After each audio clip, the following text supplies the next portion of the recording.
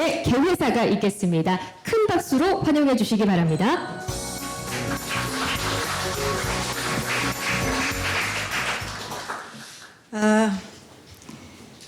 뉴스핌에 참가한 20주년을 축하드리고요. 뉴스핌과 함께 인구 위기에 관해서 또 지역 소멸에 관해서 세미나 하자고 제안 받았을 때보다도 우리 오늘 이 자리에 한무경 의원님, 김종민 의원님 와 계시고 또 오동기 위원장님, 또 유민봉 사무총장님, 조영태 교수님과 정영숙 교수님, 구형수 연구위원님, 박범인 검사군수님, 임성빈 교수님 와 계시니까 뭐 아주 가슴이 마구 떨립니다.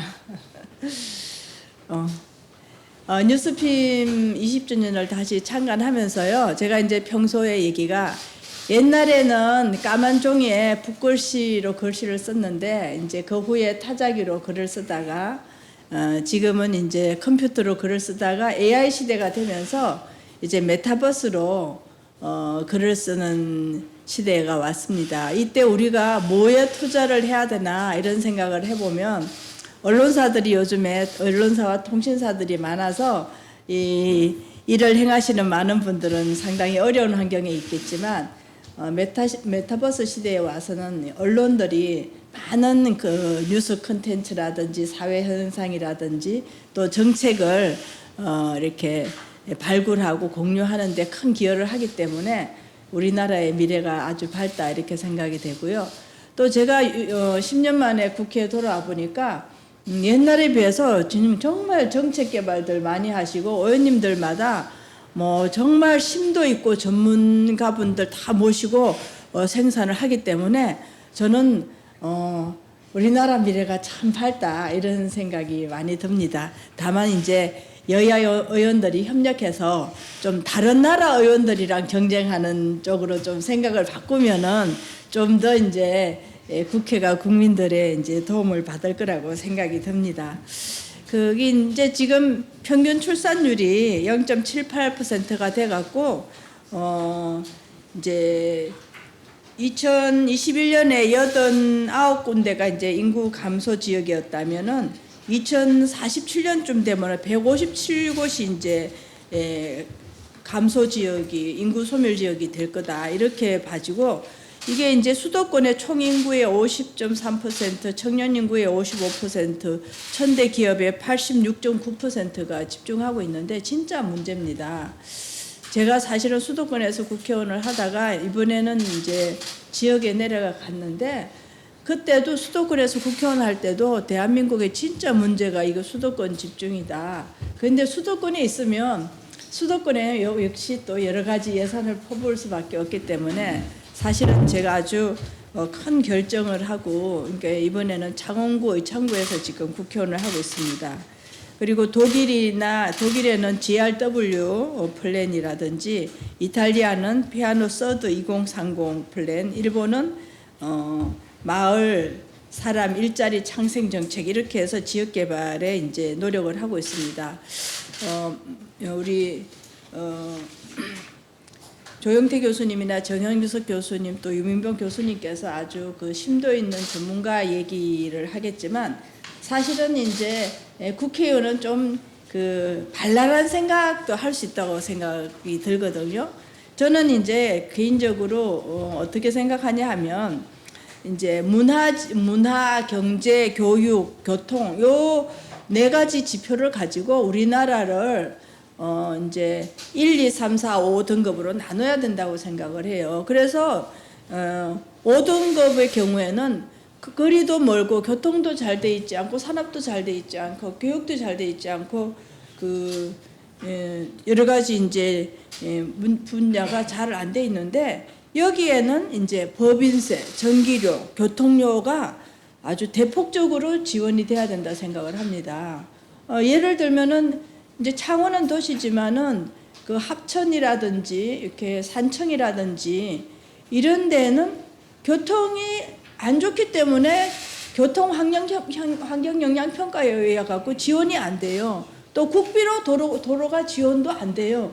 그러니까 계속 소멸이 될 수밖에 없잖아요. 거기에다가 교통환경영향평가나 또 인구가 적기 때문에 교육비가 적게 간다든지 이렇게 하면 안 된다. 그래서 오히려 그런 데는 법인세나 전기세, 그러니까 법인세는 아예 반으로 낮춰주고 전기료나 교통료도 반으로 5등급지는 낮춰주고 4등급은 그거보다 조금 더 이렇게 차등으로 해야 된다.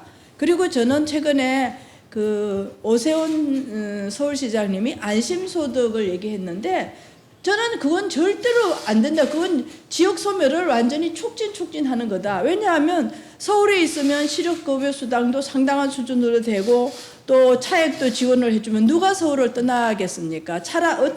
오히려 역안심소득을 해야 된다. 서울에 평균소득이 있으면 금산에 이제 그 평균소득의 차이가 있으면 차이만큼 지역교부금을 줘야 된다. 오히려 그래야 지역으로 내려가지 누가 지역을 가느냐. 오히려 역안심소득을 해야 되고 그 다음에 이제 한 50군데를 특성화를 해서 특성화를 하게 되면 그 특성화에 대한 좀 지원을 해줘야 된다. 예를 들면은 울진 같은 경우 원자력이 있으면 그 반경 뭐 10km나 20km 내에서는 뭐 다른 지역에 비해서 전기료를 뭐 한 20%나 30%만 한다든지 아니면 금산 같은 경우에는 제가 인삼이 떠오르는데 만약 인삼 사업을 한다 그러면은 완전히 다른 데보다 세금을 10% 20% 한다든지 하는 좀 획기적인 일을 해야 되고 특히 지역에 있어서 영유가 지원을 해야 되는데 지금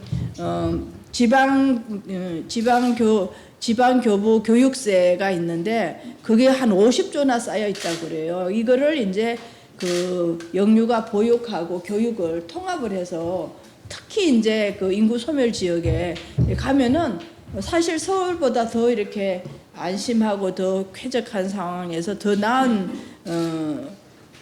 지원을 받을 수 있지 않겠냐 이런 생각도 하고 또 이제 이거는 너무 획기적인지 모르지만 공립학교는 다 통합을 해서 뭐 공립 서울 지역 대학교, 공립 금산 지역 대학교, 공립 부산 지역 대학교를 해서 어디나 자기가 원하는 과목을 선택할 수 있게 하고 지방 학생이 선택 과목을 위해서 서울이나 뭐 다른 지역에 갔을 때는 기숙사를 지원한다든지 해서 이제 인구가 줄기 때문에 학생들이 대학교 가주는 것만 해도 고맙기 때문에 그 대학 격차를 획기적으로 바꿀 수도 있지 않나 이런 발랄한 생각은 하는데 이게 현실성이 있고 교육이나 산업 체계에 맞는 얘기인지는 자신이 없어서 지금 개인적으로 공부를 해봐야 되겠다 이런 생각이니까 우리 산업의 전문가이신 우리 한무경 의원님이나 또 우리 김종민 의원님께서도 같이 관심을 가져주시면 좋겠고